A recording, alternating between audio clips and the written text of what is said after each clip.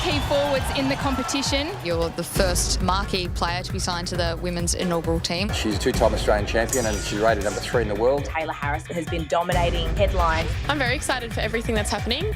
I don't know what I expected with life becoming so public, but I thought if you just try to be kind, people will be kind back to you.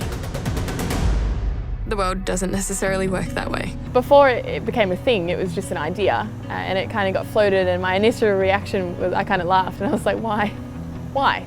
And then I thought, well, if an international multi-million-dollar company thinks that it's a good idea, it's probably a good idea. If they're willing to invest however much in it, then it must have a bit of substance. And I thought I'm gonna, for the first time probably, just be vulnerable and show myself in a way that I actually have the ability to, I guess, narrate the way it goes. I've learnt a lot from it, for sure.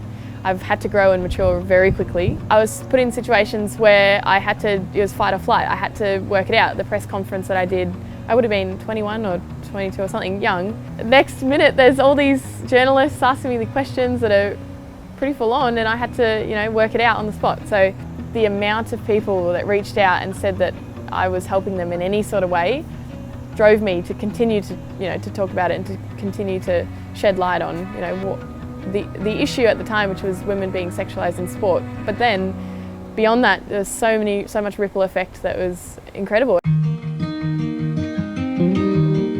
I don't wish it didn't happen. I'm glad that it happened to me and not someone else that perhaps wouldn't have been in the frame of mind to be able to take on something so confronting. Inevitably, if it didn't happen to me, it would have happened to someone else.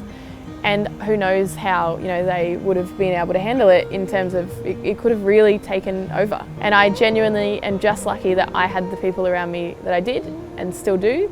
And I was able to lean on them and said, we'll back you and we'll be there for you. Sometimes, every now and then, probably a few years ago, I would get down from those sorts of things, or when people would try and say nasty things or whatever. But now, I feel like I've got this armour, which the armour is the people around me, and I'm feeling really good, which is great.